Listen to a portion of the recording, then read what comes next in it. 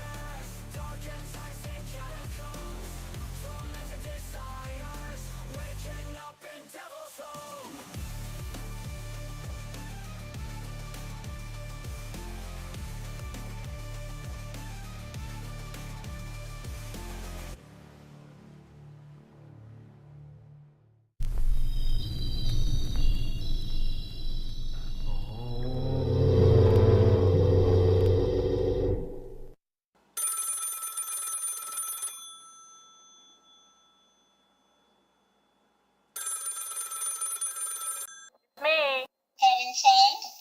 Never mind, I'm sure you are. I have big news for you.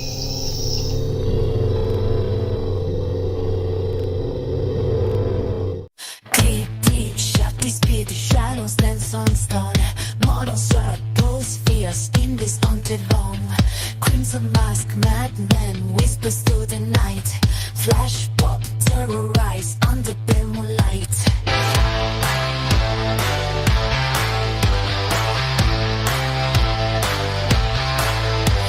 Photographer's lens, capturing fear. Echo footsteps, drawing ever near. Heartbeats sink to metal drums in dark. Guitar riffs lies there, left a crimson mark.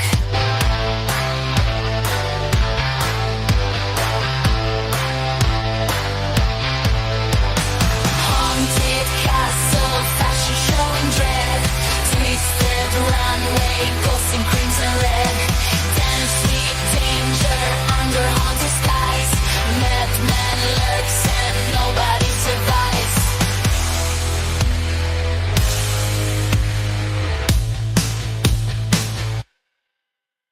Italian disco scenes electrify.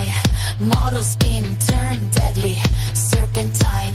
Crimson mask gleams with sinister delight. Metal guitar tearing through the night.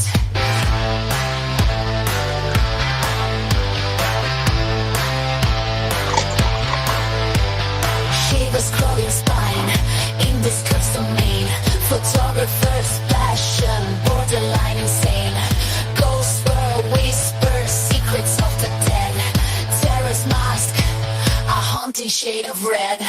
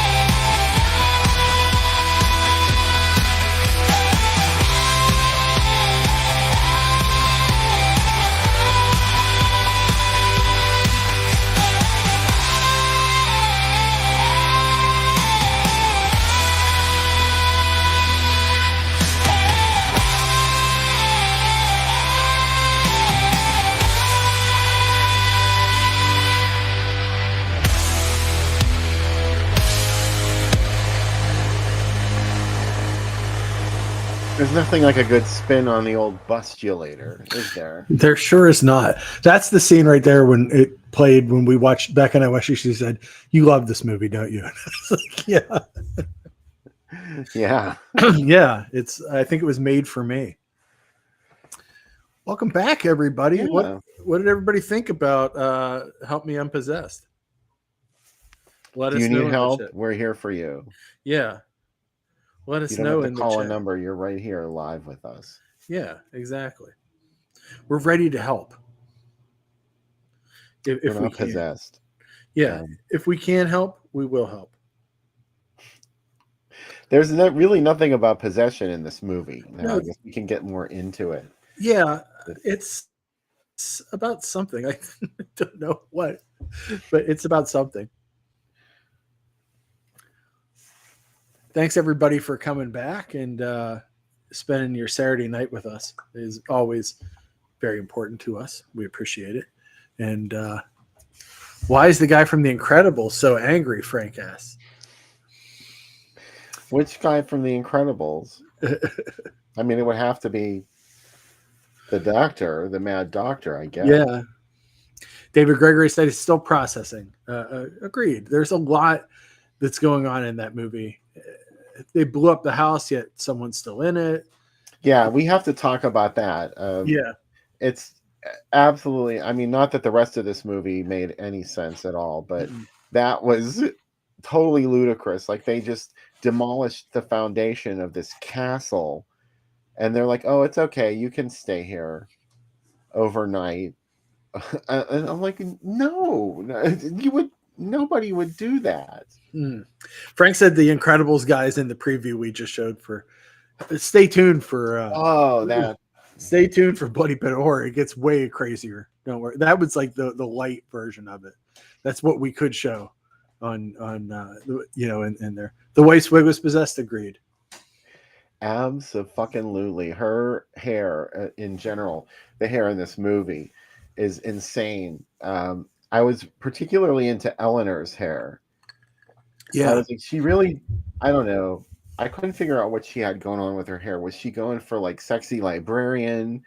Was she going for, Roger Corman nurse exploitation? That's the best hair, right? That 70s, like, is it I don't even know how to describe it. Bouffant giantness. So the doctor's wife in particular, Dee Dee Peters, she was really the most appealing character in this movie, I think, because she wasn't screechingly hysterical like all of the other female characters that were not chained up in the basement, caged, apparently lobotomized in the basement. So the doctor was performing experiments on them to bring whatever about them was evil, what he called evil. Yeah. Don't you love it when other people are like, you're evil, and meanwhile they're doing something totally evil? Well, he was a classic example of that, because he was just all into everyone else's sin, and then not his own. He had not considered his own. Yeah. Nothing he was doing was wrong whatsoever. It feels like it's torn from the headlines. Yeah. It was just kind of it was I don't even know, gratuitous, the way that he was just so over the top fanatical. I'm like, how did he get to where he is now? I guess that's a dumb question, though. I know. I always think about that in these movies. Like, we were talking off mic about Circus of Horrors, about how does a famous plastic surgeon decide to start a circus and hide out. In the same way in this is like, how did his career lead him to this moment? Like, he is a really great psychologist. He's going to lock people in coffins and lobotomize them and keep them in his basement. And that's his therapy. And you know what? I guess it works. How can you call that a fucking experiment? And you call yourself a doctor, sir. You're a doctor, and you call that conducting an experiment? I mean, why all the kinky shit? Why do you have to go there? He has to That's get revealing more about it. Every accusation is a confession. That's exactly what it is. this The guy was calls are coming doing. from inside the house. Yes. I really think I want to go to the psychology conference where he gets to present his like findings. Where he's like, and someone will raise their hand, like, did this have to be so kinky? And he's like, yes, I had to get my rocks off before I could help these people, because that's really the most important part about being a mad scientist. And you know what else? Her judgment was for shit. Oh, Because horrible. how the fuck did she fall in love with this guy? Think about that. I mean, look at all the shit he was doing, and he had that like really disturbing hairpiece. Like, why would she fall in love with this guy? There has to be something that he does right. Like, I do you guess know what I that's mean? all Like, it I was. guess maybe he's a kind soul. It's money, probably. It's that doctor contract, right? Mm-hmm. I mean, not to make it so simple. Maybe he is. Maybe he makes a good breakfast in bed. Maybe he shows her kindness that she never had. Maybe I always think when it comes to someone that's villainous, like we're not all black and white, right? There's shades of gray. Maybe she is the one person that he's kind to and doesn't put in a coffin and throw snakes in it and have a spaghetti monster attack her. But no matter how he felt about her, he was still willing to do it to her at the end, where she like called the cops on him. I loved that scene. I knew she was going to do it. I guess Yeah. everyone knows she's going to do it. It was just amazing to see his meltdown after Yeah. she was told. She just. I know that you watch as much true crime as me, and there's always a moment in these true crime situations where like this person has finally had a lot of red flags, and like, you know, Yeah. and there comes this moment like, what was the breaking point? Like, you know what? I was fine with you lobotomizing people and putting them in coffins, but once you set the spaghetti monster loose on me, I know I had to call the cops. The cops were worthless anyway. She went to the sheriff, and he's like, sorry, I'm too busy with this murder situation to investigate a missing person. It's the same thing that happens with every Right. missing persons case. Like, well, has it been 24 hours? Like, Sheriff dipshit, it's gonna be the third murder that you uncover when you finally get off your ass and go investigate it. Who builds a castle in the middle of the desert? Tracy asks. I know at least one director that did. Mm-hmm. Yeah, but remember Blood of Dracula's castle? That yeah. was the castle, right? That you're talking about. Yeah, but also, who's the director that did Astro Zombies? Ted Michaels. He built a castle in the middle of Las Vegas, and he had all the girls stay with him at the castle house. They became his castle girls. So it could happen. Did they have a Stefan the Castle prankster? I wish. Wouldn't that be nice if you had a Stefan the Castle prankster in your life? I would love to just live Chiller Theater for real. Right? Isn't it? Someone posted on the Chiller Theater Facebook page the other day of someone has the pieces of the set in their house, and they're literally just like craft tint paper with like marker and pastel on them. And like in my head as a kid, I'm like, all those dials are real and all that stuff's real. Like, don't ruin the illusion for us and show it to us up close. Like, let's do it far away. You know? Click on this one. Where did the spaghetti monster come from? That's an excellent question, and it's one that took me like 2 or 3 viewings of this movie to figure that out. Where does it come from? Well, it's what he calls a sense of evil. Sense of evil that manifested itself. This was his experiment, was to get evil into a physical form so that he could then destroy it. So he was conjuring this spaghetti monster somehow. It's very Lovecraftian because it's very through from beyond. Yeah, we've used the shockingly, no one mentioned the pineal gland in this, and that they were pulling stuff from the pineal gland. Anytime in any horror movie, Bill, where someone is pulling stuff out of the spine or the pineal gland, like the ape man, like how he has to keep going around and pulling people's spinal fluid. Yes. So he's not an ape anymore. It made total sense. Total sense. I love that finally, whenever they break the syringe that has all in it, like Bella goes nuts and just starts choking that guy. What a ridiculous movie. And like, this has a lot of that where it's like, yes, we are synthesizing the most perfect pure evil. If this movie came out today, people are like, oh, it's Lovecraftian. You could sell this as an outsider art movie to someone and they'd be like, yeah. And you're like, no, it's just bullshit. It's bullshit science. The whole thing is bullshit science. It's the original Prince of Darkness. It is, yeah. It's the anti-god is inside the spaghetti monster. It just keeps typing the same thing. You will not be saved by the god plutonium. He didn't have a good explanation for it, but I think he didn't even really know how he had conjured this monster. He wrote the script and he didn't have a good explanation for his dialogue, right? The doctor didn't understand it though. I mean, that was why he kept trying to replicate this experiment, because he was trying to figure out what the spaghetti monster was and how he could destroy it. Yeah. But as far as I know, obviously he did not destroy it, because there it was murdering people. It murdered him. No, he cut off his own head. Sorry. Yeah. That was inspired. Yeah, I mean, if you're going to kill yourself, head, go all out, right? Leave a mess. Leave your head in a bucket.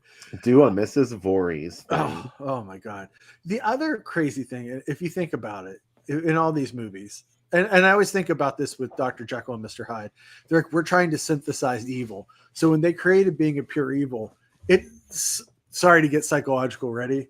Like it surmises that we are all good before we take Dr. Jekyll wasn't all good. Like, we're shades of gray, and suddenly there's an all evil Mr. Hyde. And the same as this, like, this is all the evil. There's nothing good about this.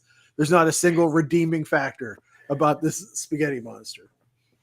Yeah, it was pure evil, because I mean, what an abomination it was. It just looked like sausage links, a car wash, a mop. It will attack you like an octopus attacks Bela Lugosi. You will have to fight yourself with it. It was almost like pool noodles, except completely rubbery. Yeah. I don't know what that was really that they used to create this tentacle monster. I watched a documentary last week about people that trepan themselves, like drill holes in their heads, because supposedly it makes you less stressed, less anxious, and more intelligent. This movie really felt like it kind of came from that world. You know what I mean? Yeah. It was like this society woman that did it. Now she runs like a major think tank, and she's very rich. But now whenever you see her, she has bangs that kind of come down through here. Of course she does, because she has a giant hole in her head still to this day. Yeah, the doctor had issues. Yeah, with women in particular. Yeah. And again, I'm right back to the question I asked before. How did she manage to fall in love with him? And she loved him. She was devoted to him. Do you think she saw him as a project? I know he throws women in coffins. I don't know. But he could be good. He could be the right person for me. Too bad that their relationship didn't have far to go, because she went right to the cops. Yeah. I'm going to tell. Oh, I am going to tell. Yeah. Do you think that she talks to her friends, and she's like, one of her friends is like, my husband is really cold to me, and I cook him a nice dinner, and he just doesn't say anything, and she's like, oh yeah, my husband throws women in coffins and is pulled for really evil. Mean. He's really mean, and I'm gonna. It really makes all the other wives consider their husbands. But it makes them shit. It's all like, he really likes abusing women, and he seems to get off on it. It was the men too, because he, in his journal he wrote that he experienced a sexual thrill when he decapitated that guy. Remember the poor guy? He lit the candle and it was burning through the rope. See, there was this extra element of sadism. And that's both of our movies. Yeah, stay tuned for the second movie, which that's all it's about. Sadism. Oh my God.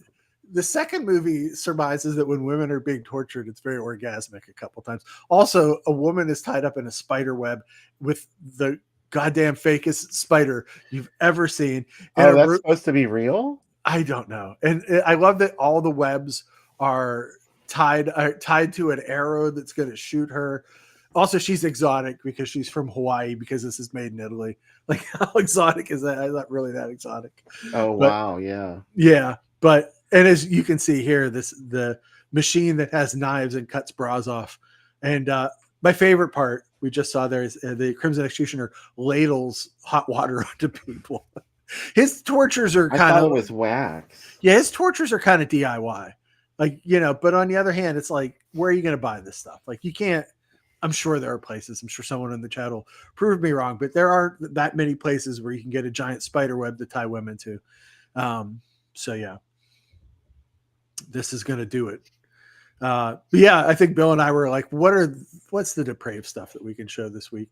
And we kind of got both of them. Help Me Unpossessed and Bloody Pit of Horror. Well, again, let us know in the chat if you haven't so far. Did you enjoy it? Because we both did. Again, and this won't be the last time we watch this film. Trust me. Probably not this year. We'll probably watch it again. These are the kind of movies, Bill, that I like. When they get to see this in public would be amazing. Like when you showed Pieces in the theater, and people that had never been seen theater Pieces before were like, what is happening? Like the scene. I know Mike saw it the other night too.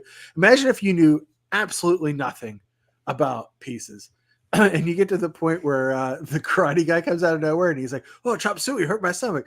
Like you would be like, what the fuck am I watching? Like, how did the music prevent that murder? Like they could have just walked in at any moment. Like Paul Smith is in it and he just disappears.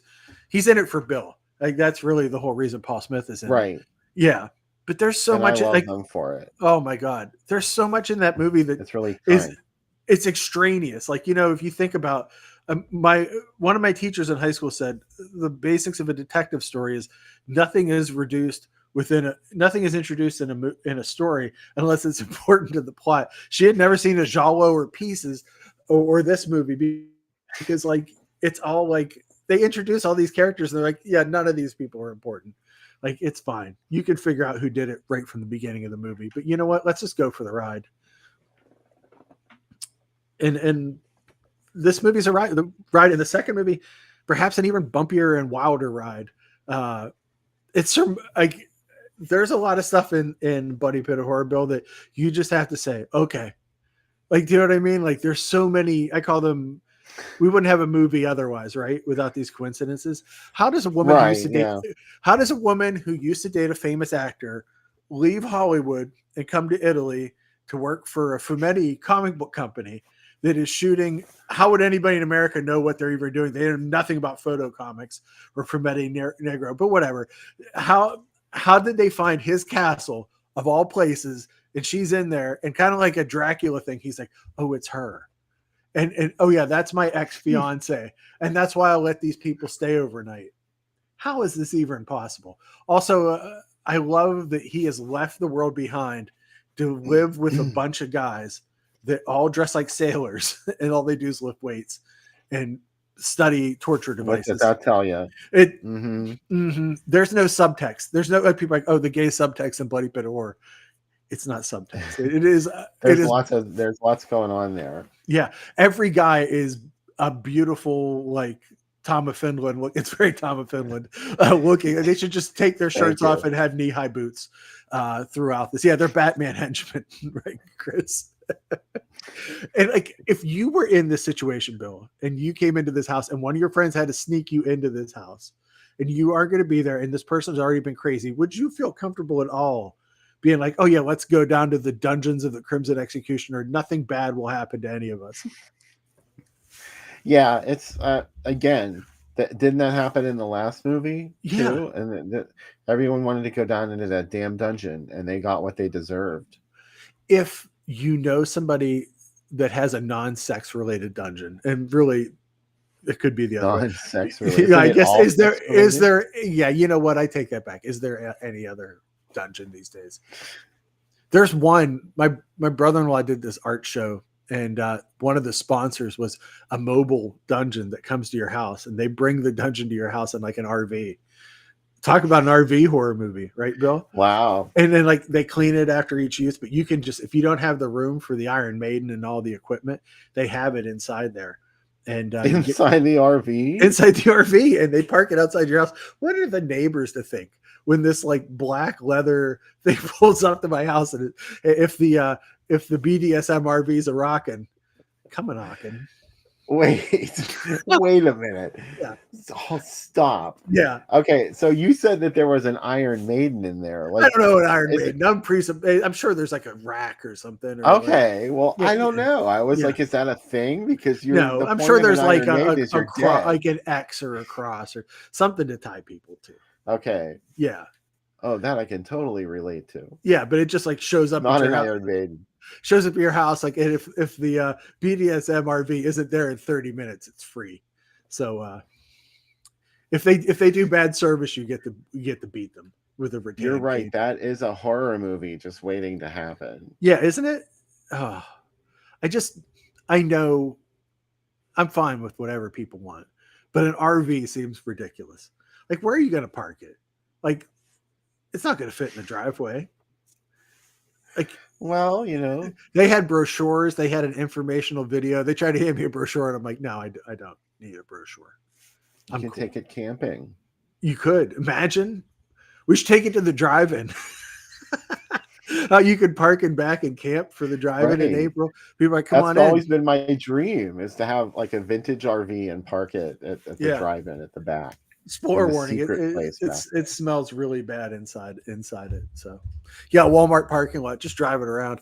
I wonder. I haven't seen the actual RV. I assume it has logos on it and it's not nondescript, but it seems like it should be nondescript, right? It should maybe be a little chill,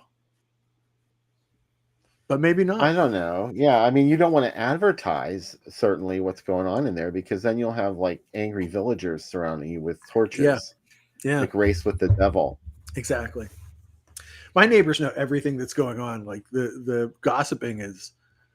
And where would they park at your house? They'd be stuck on that hill if they tried to get it. They would. Oh my God! They would be like. I had to park the U-Haul on that hill when we my moved God. in here, and I was freaking out. Yeah, I always park like 2 blocks away and walk because I just don't want to chance it.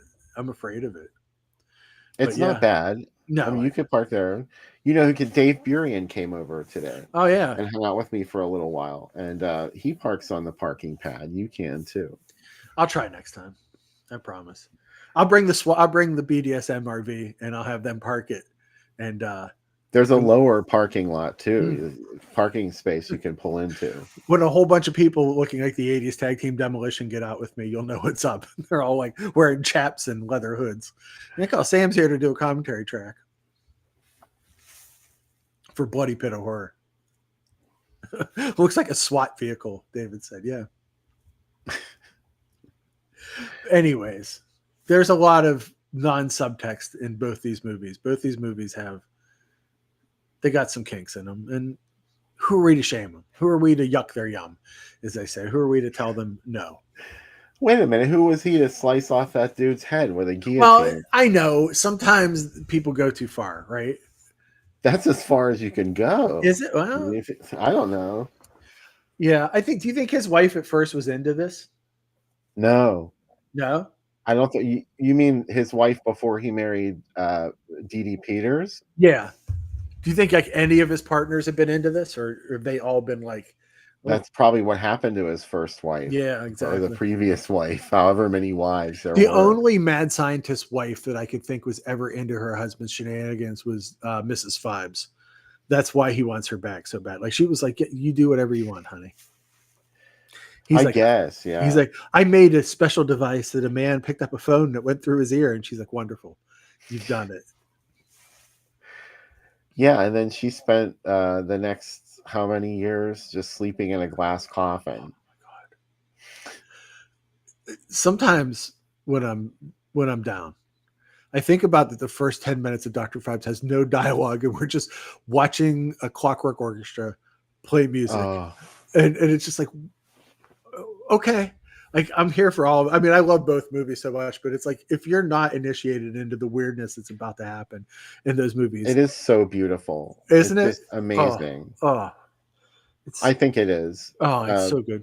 It's just when that music swells up in the beginning, like that pipe organ. Yeah. That was one of the best drive-in experiences I ever had. That was coming out of everybody's speakers. I wish I could have had that. Yeah. It's amazing. I love that his murders are so amazing, right? Where he's like, what if someone was in a biplane and we just filled it with rats? And they just happened to attack at just the right time. Like, what if they had swarmed him the minute he got in there? He would have never taken off. What if I climbed up into the rafters of a hospital and slowly let sugar and ants down, and it ate a woman's face? They were locusts. Oh, look, yeah. And it's just like, the planning. Like his crimes shouldn't even be crimes. Like jury should see it and be like, you Ew. know what? That planning was just That amazing. green syrup that they poured all Oh. over her face, like he spent time working on that. Oh, Remember, he was like going through the asparagus, and he mhm. would like throw one away when it wasn't any good. Like he Those only were all wanted the best organic. shit in there. They're Yeah. all organics. Like nothing but the best for Dr. Phibes. Don't bring any harm to the locusts. No. Just this Yeah. woman who was sleeping on probably what she was probably dead already because Yeah. she had all that shit all over her face. She would have suffocated. I love that he's just like, also he's like, I took your child and I put a key inside his heart and you have to Ew, operate yeah. on him. And it's like, you are so specific in your tortures. You've spent so much time. Again, that's like kinky shit, you know. Exactly. Nobody goes that's to a these. fetish. Yeah. Dr. Phibes doesn't go to these lengths of things because he's a vanilla dude. Do you know what I mean? Like he's been around. Speaking of being around, the Crimson Executioner in our next movie, this dude has a whole basement full of things. And like so wait, let's get this straight. He is a famous movie actor, and he decided that other human beings were going to corrupt his perfect body. So he decided to lock himself away in an Italian castle with a bunch of dudes that look like Tom of Finland Batman villains or sailors. And all they do is lift weights together and stuff and other stuff. Who's to say?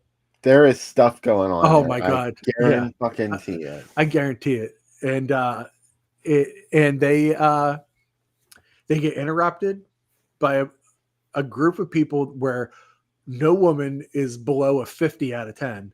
It's like it's Italian movie women all show up at the house, including his ex-fiance. Impossible, yes, but it happens. And they decide to make a photo comic book in his dungeons, and he finally says enough, and he just goes bonkers and just starts killing people. Amazing. Also, in case you're wondering, who is the Crimson Executioner? Oh my God, it's Mickey Hargitay, Mariska's dad and Jane Mansfield's husband, the man who built the Pink Palace for Jane Mansfield, built her the heart-shaped swimming pool. Bill, he had a crazy life. He was a Nazi fighter during World War II, an Olympic level athlete. Then he moved to Cleveland and became a plumber. And then he and his first wife became an acrobatic team together, came to Hollywood and ended up being in Mae West Review. And one night, Jane Mansfield, while watching, said, "I will have a steak to the waiter and that tall man on the left." And she finally said, "Hey, you know what? He should be in all my movies." Before you know it, he's in a ton of Italian movies. And God, he follows this. This movie's nuts. He's in all Renato Pacelli's movies after this. And I got to tell you, this is like the baby food to the Hot Wings, the Renato Pacelli movies that follow like Black Magic Rights and Delirium. Thank you. I just saw Chris said Delirium, which is nuts. And in America, they redid Delirium where he's a Vietnam vet, and that's why he's doing all these things. So it was torn from the headlines. The Italians were like, we don't need that heady shit. Just show us nuts. Just show us craziness. But it's not his voice in this, but he was like, I'm no better an actor than a taxi driver in this. I completely disagree. I think he's amazing in this movie. Oh, he's not Joe D'Alessandro. No, well, no. That's for sure. I agree. In a good way. I agree with you that Joe as a tree is his best role. Oh, did you see The Gardener or whatever? I did. You know what's great about that movie? It's basically a movie of old women that want to fuck Joe D'Alessandro. Yeah. And have him do their flowers. Which was probably his whole life. Which is 100% his life. And it's just like, he plays the role of his lifetime. It's like, can you just stand there without a shirt and kind of naked and just not show any emotion? And he's like, I can do that. And he did it. He literally played a wooden character. Yeah.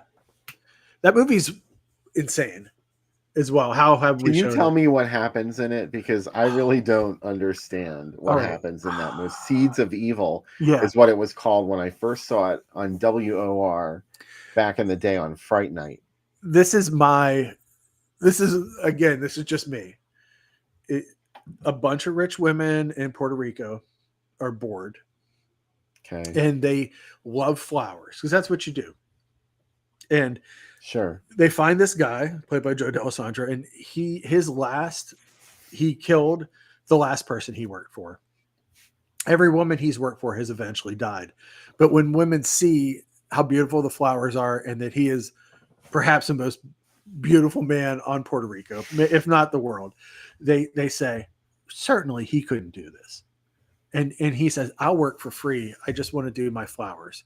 And suddenly he's putting flowers all over the house. Sometimes those flowers stab you. Sometimes they listen in so he can pay attention to them.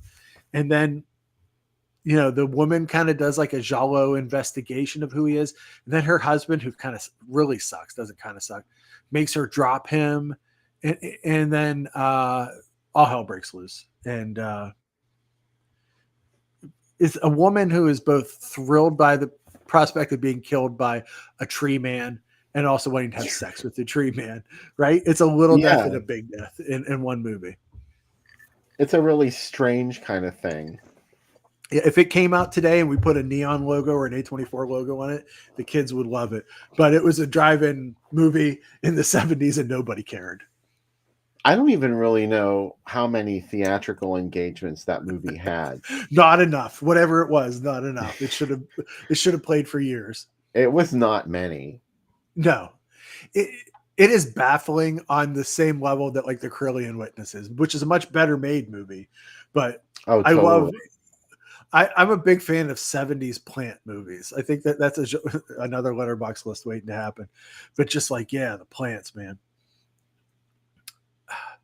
Who can say? I would just love to be at a drive-in while people were watching that movie and just hear the chatter from cars of like, what are we watching?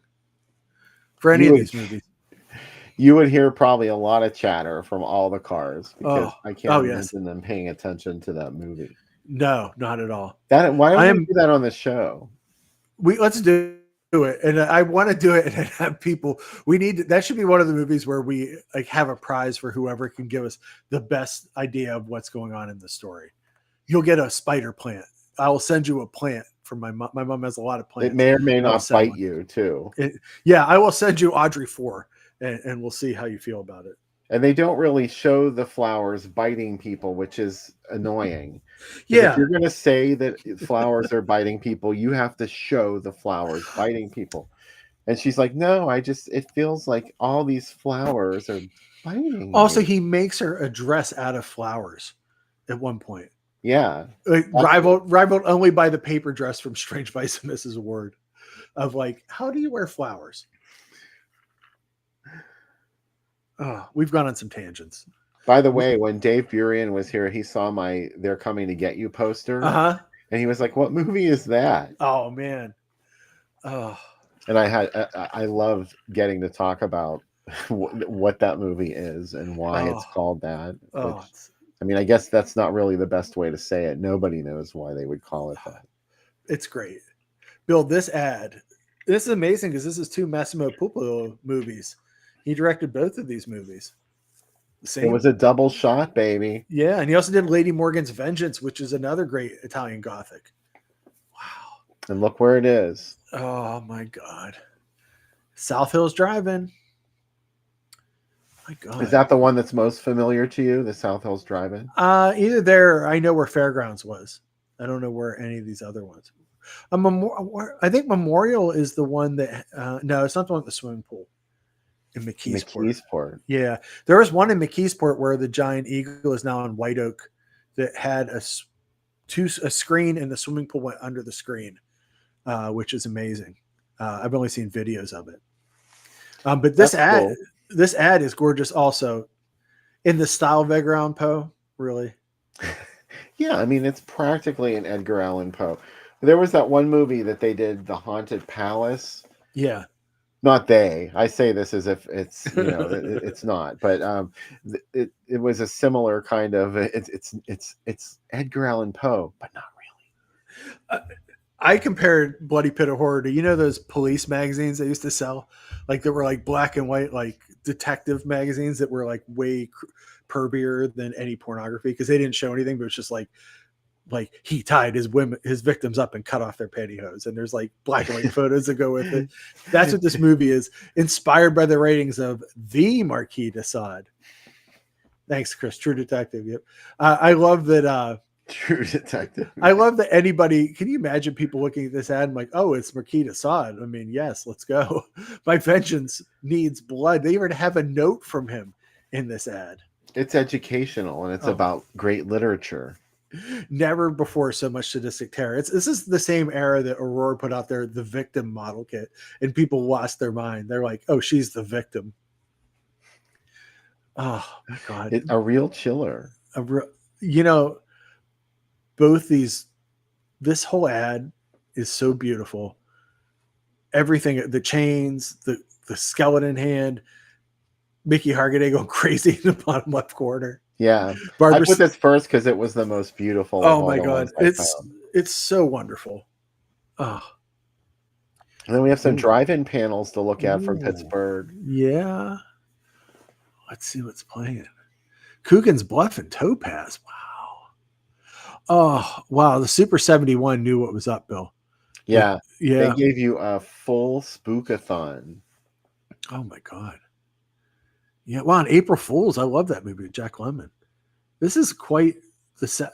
Wow. 1970. This is another. There's so much good stuff here, Bill. Yeah. By the time it played Pittsburgh, it was 1970, but it started playing in 68. Wow. I think the Super 71 is where sorry. 67. Yeah.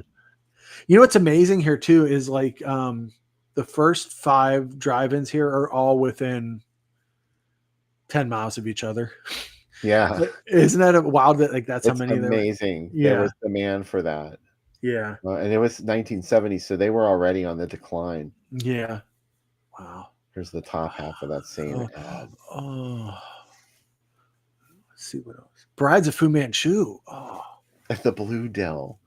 The Blue Dell. Blue Dell's such a sweet name. Camp Horn. Camp Horn had Fanny Hill.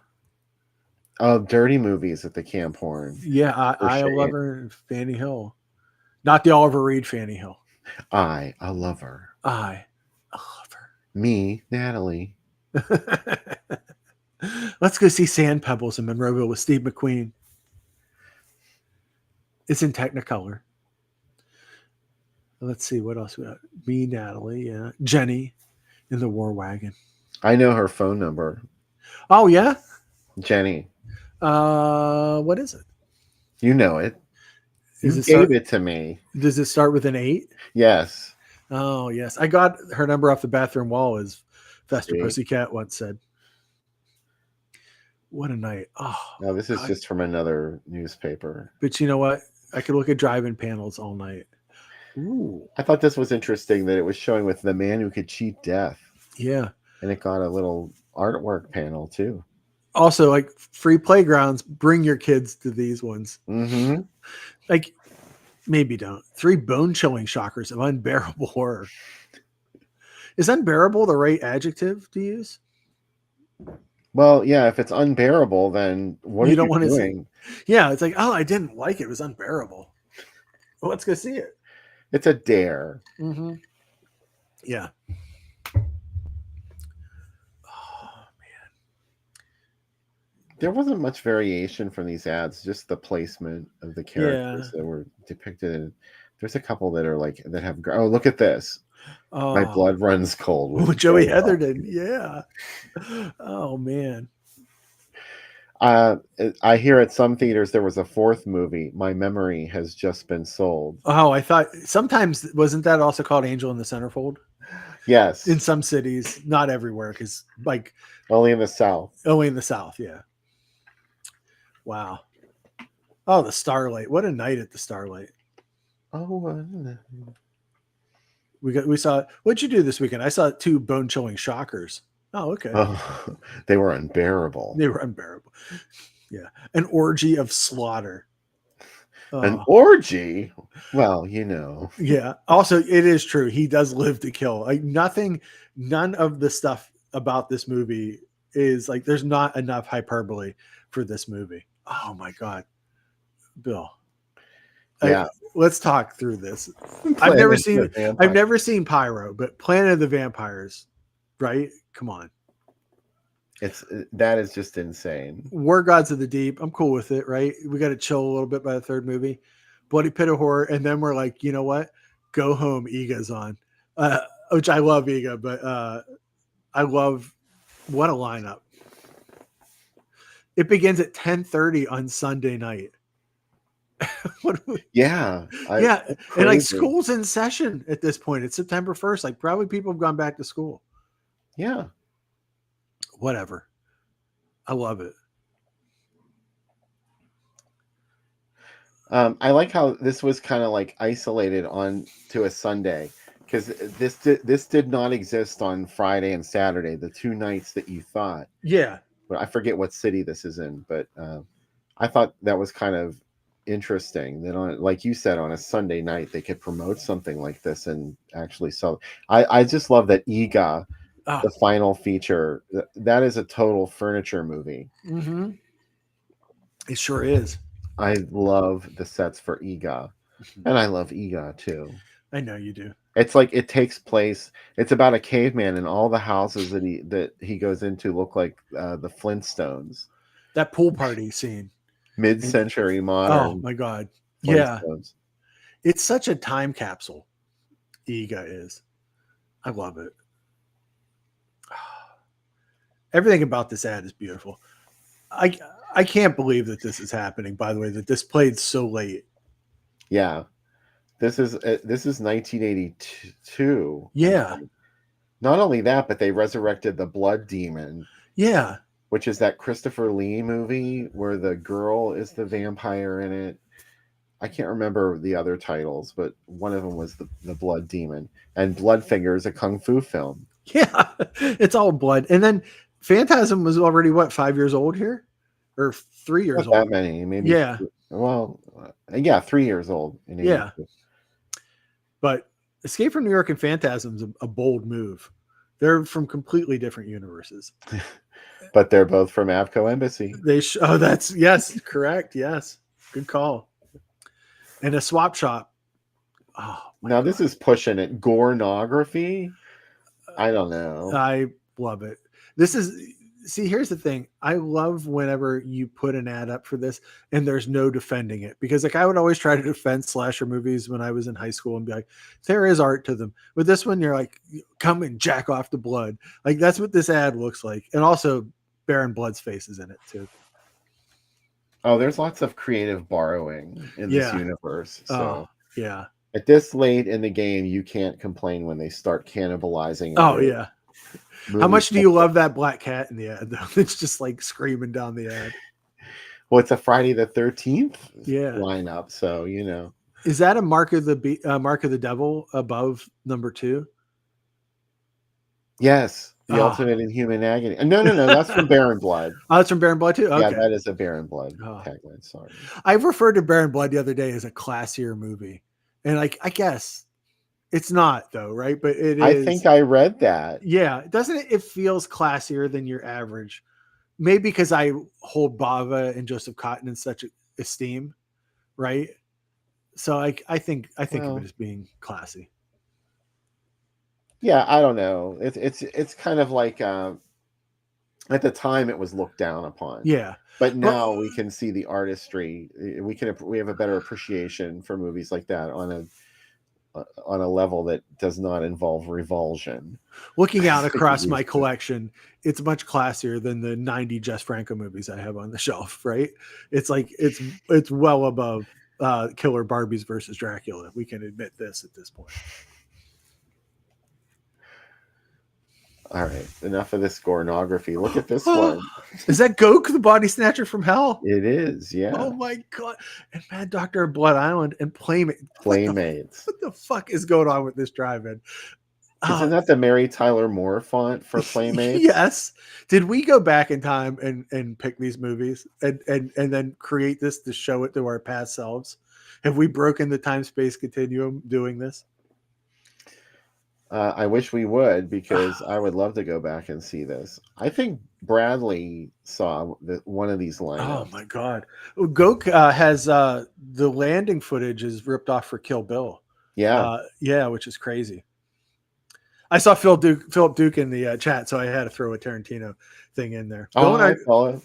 Bill and I are going to be on pretty soon talking about Couple of Demonoid. weeks. Get Yeah. ready for Demonoid. Your life is going to be the life you know now will not be the same once you learn about Demonoid. You're going to learn. By the way, the dot pattern in this ad is so beautiful. You know why I put that up there. I know. This is gorgeous. This whole ad is gorgeous. Oh my God. Is this Detroit, the Fox in Detroit? Yes. Oh man. Oh man, I love this. I put up the autograph. I have the deathbed still photos autographed are up on the wall finally.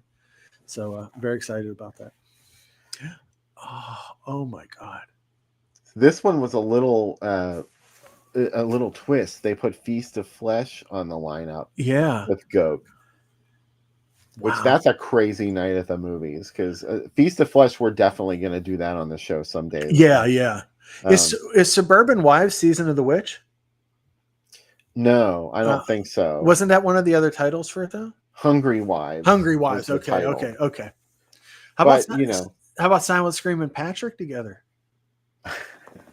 Both movies where nothing really happens. No. Oh, and then speaking of movies where everything happens, Night of the Bloody Apes, Dr. T's Torture Dungeon, and Fangs of the Living Dead. I love how it's Dr. T. Yeah. In this one, it's really Dr. Tars. Yeah, Dr. Feel like, is that Mrs. T's husband, the one that makes the Bloody Mary mix? Dr. T.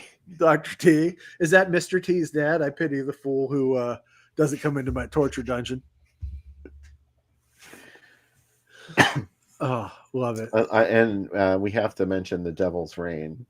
Oh my God. Artwork that was clipped from there. Yeah. God save us when the Devil's Reign. Isn't that Trog in the Bloody Pit of Horror ad? Yeah, it sure is. There's a Trog poster in the new Salem's lot. It's the only good thing. And like the kid has a Trog poster and it's supposed to be set in the 70s. I'm like, where did he get that poster? 1, 2.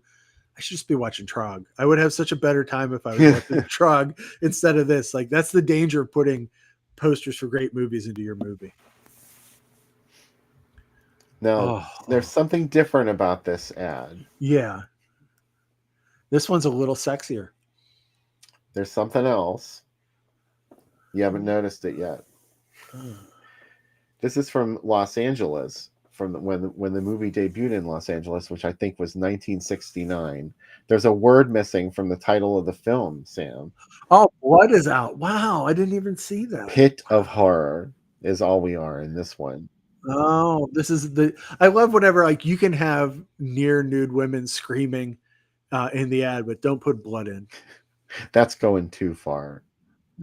You guys, either you take the bare midriff out or you take bloody out. It's your call. And they're like, the bare midriff will get more guys to come. So let's do it. Oh, look, you can even see, is that the castle or is that a graveyard up at the top there? It's I don't know. Graveyard. Yeah, it's a graveyard. There's a lot of detail in this one. Yeah. They took a chance running this in the newspaper. They're like, it might all blob together, but they came out okay. Terror Creatures from the Grave. What kind of a title is that? A great one. I love it. It's like, okay.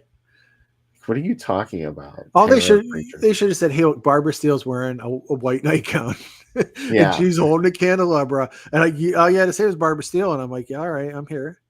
Right. Well, at least then you'd know what you were in for. Did I tell you that story? One time I was at the Exchange on McKnight, and there was this really old guy looking at DVDs. And he said, well, they sure have a lot of movies. And he was like in his like late 80s. Like he was definitely older. And I said, yeah. He said, oh, my wife just died and I bought a DVD player and I've been buying all the movies we used to watch on Chiller Theater together. And I said, yeah. And he said, yeah. He goes, do you think they have any Barbara Steele movies? And I was like, God, I love this guy. Like, I want to buy all the Barbara Steele movies they have in stock and just give them to him so he can go. That's beautiful. Yeah. I was so happy. Oh, wow. Look at that.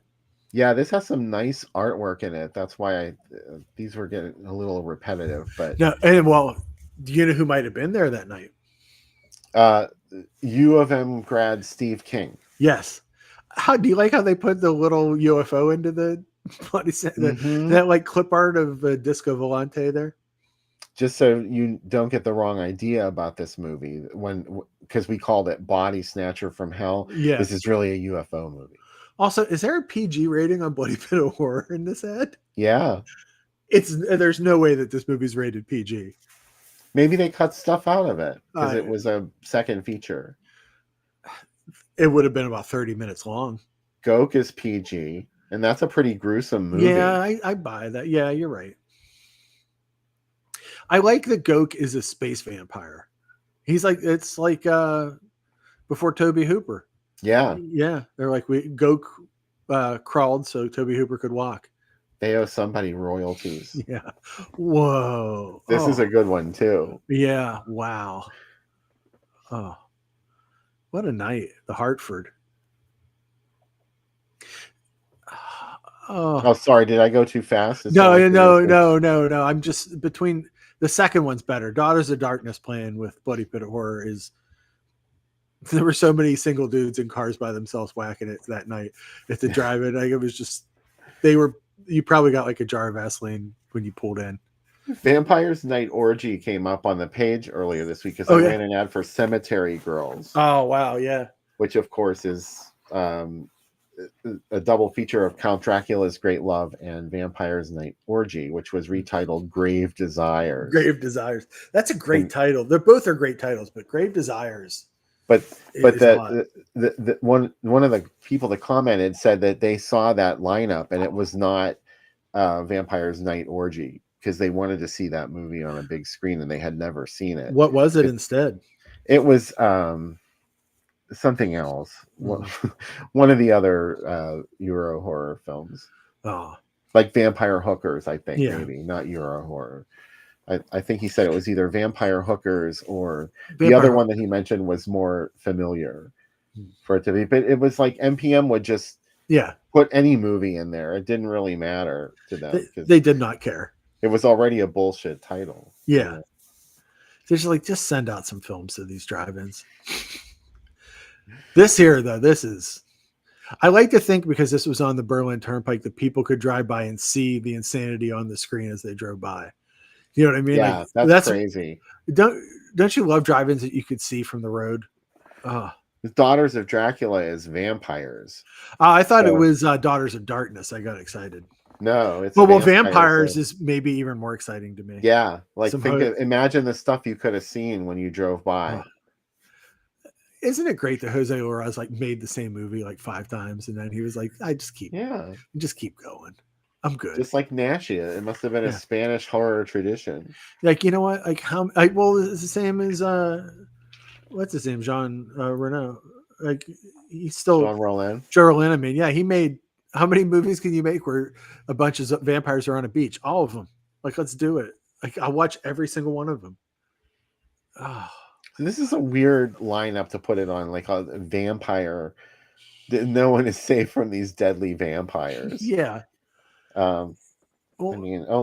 True terror creatures from the grave could be considered a vampire movie. Yeah. It's one of those movies like Black Sunday. Like they're vampires, but they're not turning into bats and shit.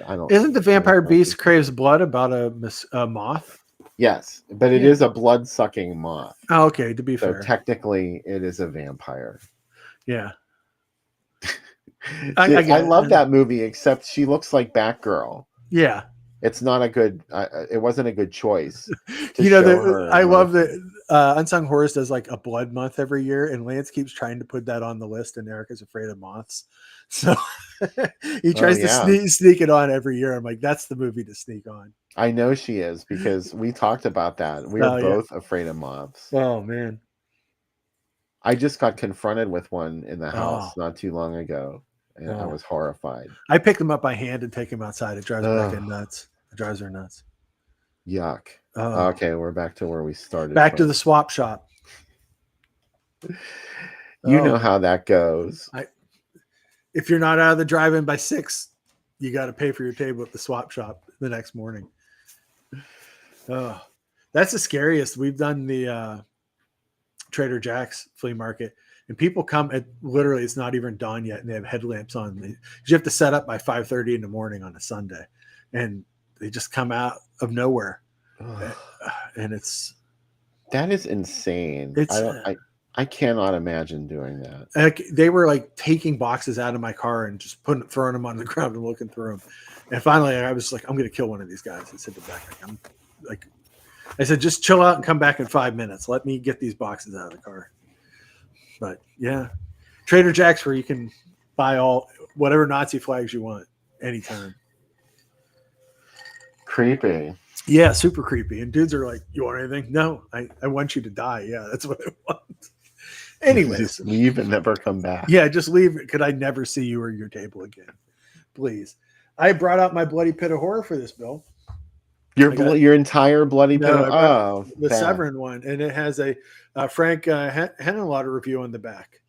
A breathtaking blend of cheesecake pop art and Sadian excess, and it has the, of course, one of the best moments of this spiderweb moment. Spiderweb moment, yeah. And David DeCocto did the commentary on it. I always say his name wrong. I say it just for you. But, I love it when you say it. But there we go. Bloody Pit of Horror. So excited. Sometimes I just like to look at that cover and just say, oh. It's textured too. Yeah, it's beautiful. Yeah, it's so beautiful. Brett Dockham gave me that. Oh, did he? Oh, yeah. It's so worth watching again and again. So if you haven't seen it, let us know in the comments if you have not seen Bloody Pit of Horror. Yeah, let us know if this is going to be your first time watching. Oh, I love that jack-o'-lantern from the child. It's so wonderful, isn't it? I want to know what that is. There's a lot of decorating this year. That street that you come down to my house, Bill, almost every house has Halloween decorations. People have really gone all out. So it's very exciting. I might have to drive over to your house because I have not seen a whole lot of Halloween spirit this year in my area. You definitely should. There's a lot going on. There's some that are Nightmare Before Christmas houses, and that's fine. But there's one house in between South Park and here that has those giant skeletons, and they must have like 10 of them, and they're all dressed in different costumes, all doing different things. There's another house up by my mother-in-law that has neon skeletons fighting on the porch, like 30 of them. Like it looks like a Ray Harryhausen scene, and it's really cool. So I was so excited about that. I'm more excited about seeing Halloween, people doing Halloween decorations in the yard than I am about Christmas. Yeah. Oh, totally. Yeah. That's one of the reasons that Mark and I like to drive up to Potter County in fall, because it's just to look at people's Halloween decorations. We love looking at the shit they put in their yard. Yeah. And unfortunately, it's becoming less and less. Yeah. There used to be a lot of people that had vintage blow molds, and you'd see them every year. There was like the Frankenstein one. Have you seen that one? I forget. Empire, maybe. I'm not sure. Yeah. Yeah, and we knew what houses were going to have which blow molds out, and then they all started going away, and everyone got into inflatables, which, they're cool, but it's really not what we were looking for, and we wanted to see the old shit. Yeah. There's another house that used to do here. They didn't do it this year. They would do a whole Jeepers Creepers house, which was like, wow. Yeah. But they would have the creeper on the porch, like screen, like one of him like yelling, like a life-size one. But yeah, there's a fair, I would say there's one house that looks really cool where they boarded up their windows and they did red lights inside the windows. So it looks very Night of the Living Dead. And that's pretty cool. There's a lot of like Bava lighting and stuff on the road down, like a lot of people doing red and blue lights or purple lights in their yard. And it's very appreciated. I'm excited about that. Have you noticed Frankenstein behind me? Oh, yes. Oh. Can kind of see him. Yeah. Oh, now I do see him. He's like moving. I've seen him before in person, but it's good when he's out. I left this out year round. Yeah. I never put it away from last year.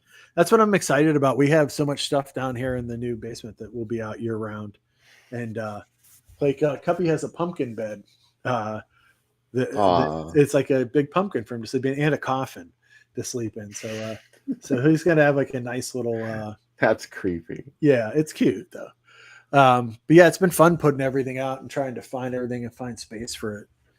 Which is, when you have so much now. But I'm excited. It's starting to come together. Becca wants to finish this wall here, and then I'll be able to show more of it to you guys. So if you can see see that little cup that's on the Yes, on I this do. side? That's the stuff. It's actually Oh yeah. it's a plastic cup of the stuff, which is kind of cool. And there's a lot of cool stuff for Halloween and Friday the 13th and different stuff. So I'll walk you around. Paul Workmeister said there's a house in Jefferson Hill that's $15,000 worth of this Home Depot.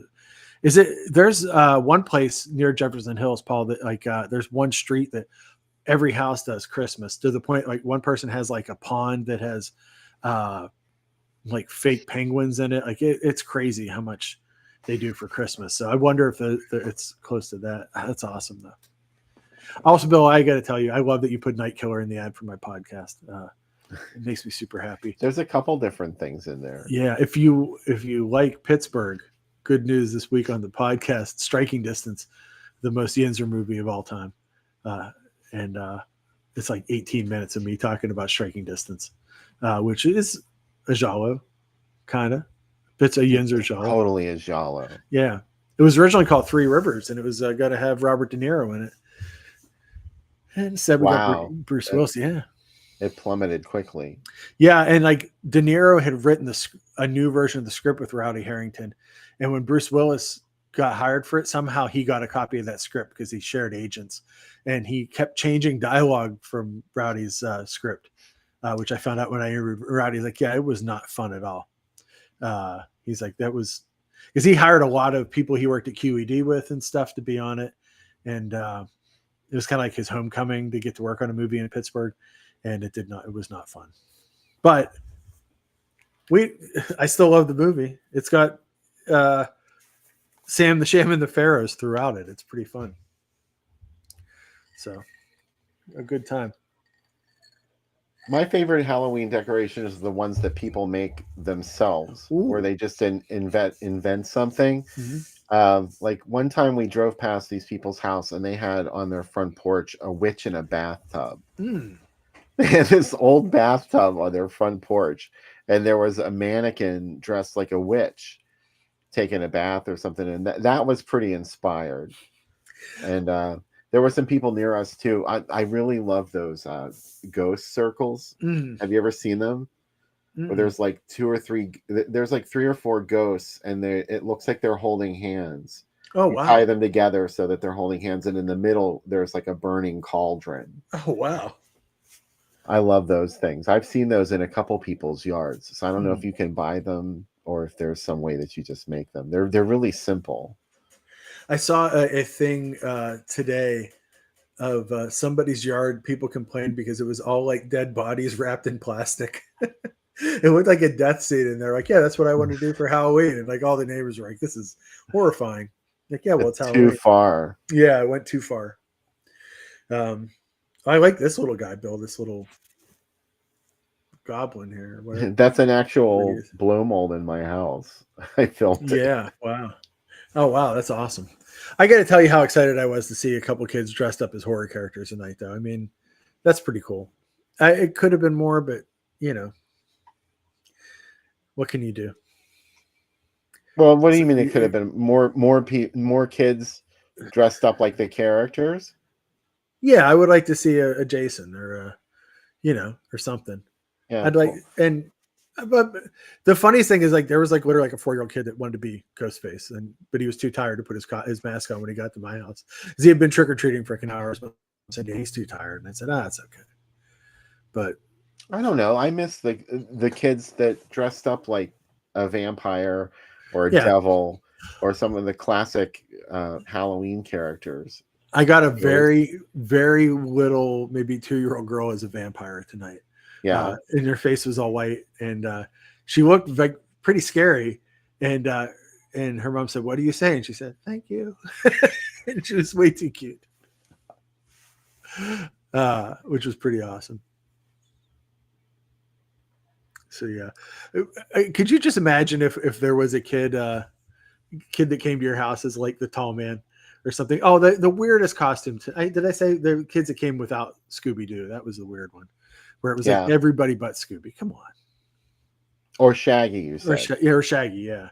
Yeah, two, they were off doing their own bromance thing, whatever that was that was going on between those two. Yeah, exactly. I don't know. Like, I would always like try to think of like the weirdest costumes to be, and my mom would be like, "Can you just be like something?" I was Captain Marvel one year, Shazam one year, and of course, after my mom made me the shirt, I would not stop wearing it. So I wanted to be Shazam every day. But who wouldn't? In the 70s, that was a big show. I'd always say things like, "I want to be Vincent from the Black Hole." Like, who's going to make that costume?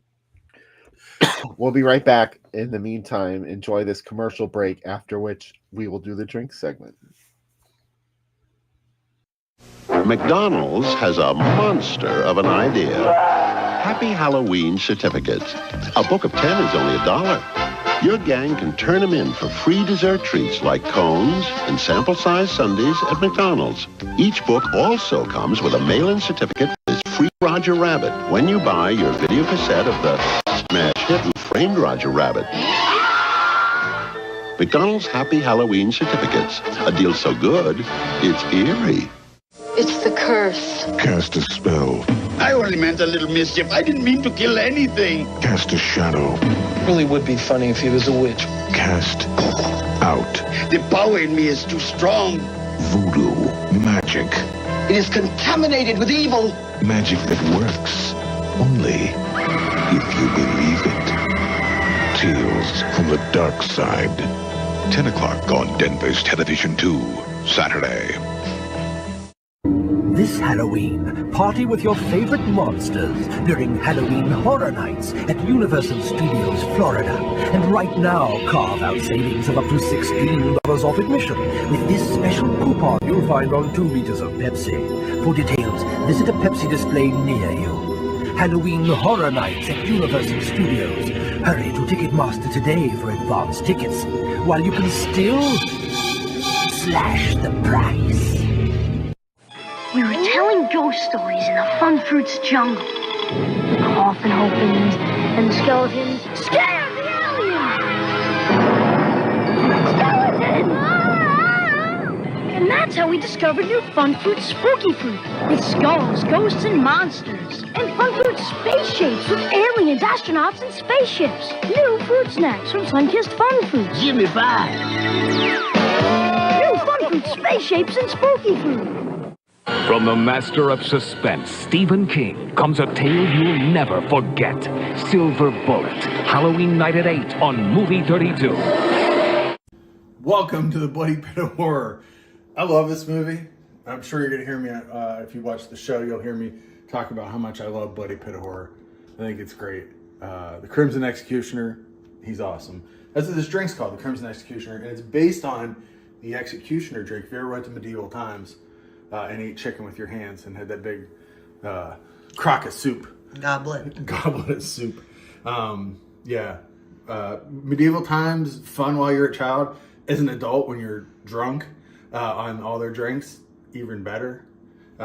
Anyways, this is the Crimson Executioner. It's got 1.5 ounces whiskey, 1.5 ounces amaretto, and cranberry juice. I'm going with 6 ounces, but if you want more, that's cool. Judge, cranberry juice is sweet and covers up the taste of alcohol, so if you really like cranberry juice and don't like alcohol, just, do the math in your head. I like the taste of alcohol. Obviously, I do these videos every week. So this is Crimson Executioner. Here we go. And as you pour it together, you need to say, the Crimson Executioner speech. You say, the Crimson Executioner invented the torture of icy water for creatures like you. They're trying to destroy my perfect body, as he says in the movie. I think he's the hero of this movie. I hate the good guys in this movie. I want the Crimson Executioner to be the winner, because he somehow figured out he got enough money to escape from the world, live with his guys in striped suits, lift weights all day, whatever else they do, and he just doesn't want people to bother him. And these people just knock on his door and come in like, come on, dude. Anyway, let's talk about the drink. The Executioner. Oh, man. It's got Pazuzu. It's got a lot of booze in it. That is perfect. This is a joy to drink. A joy to watch this movie. I'll probably have 9 of them during this movie and die. And what a way to go. Pazuzu, see you in a bit. Because it's to you.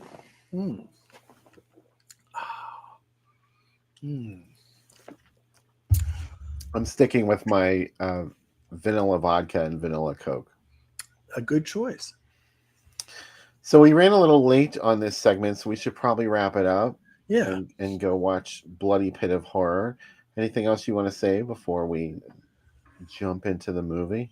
Thanks to everybody for staying up with us and watching it. I'm so excited to watch this, and I hope you enjoy it as much as I do. This is a total Sam movie. I mean, I can't apologize at all for it. Don't make any apologies for Bloody Pit of Horror. Yeah. Not to be confused with Bloody Pit of Terror. No. Or also, the print on Bloody Pit of Shame. The print on Tubi is the same one as the Severin one, and it looks awesome. It looks great. So the colors in this are gorgeous Italian, rich colors, and the sets are great. The last thing I'll say, Bill, forgot to mention, this is shot at the same castle as so many Italian horror movies. This is the same castle as Patrick Still Lives and Black Magic Rites. And I always think about it. It's like the people that built this castle when they built it, they know the sheer lunacy that would be filmed there a couple hundred years later. They're like, we're going to make some of the wildest movies ever in your castle. It was Burial Ground too, right? Yeah, Burial Ground too. Which has to be the craziest movie they shot there. I mean, is it crazy? Breast scene. Yeah, but Patrick Still Lives has that pole going into a woman. I mean, oh, that's true. Yeah, and Black Magic Rites is nonstop nuts the whole time. Yeah, I don't know. They're all three. Burial Ground's pretty wild. Burial Ground 4K coming up pretty soon. Bill, pretty excited. I gotta tell you, I can't believe we would ever see a day where people wanted to see every grain of Burial Ground. I think of how many times have I bought Burial Ground 4? How many times am I going to buy it? Whatever format you want to make it in, I'm going to buy it. I'm just going to wait and buy it in the final format. Oh, yeah. When they directly download it into your brain. Yes. Yeah. And then once it's in your brain, you'll have to go get it upgraded and you have to pay for that. Mm-hmm. A virtual reality version where you get to be any character you want to be in it. Now you connect with the mainframe and we'll fix the version in your head and it's going to now be in higher resolution. Oh, you'll get to be like Sark and Tron. You'd be like, welcome to the video game grid. All right. The link to watch Bloody Pit of Horror on Tubi is on Groovy Doom. It's one of the last posts on there.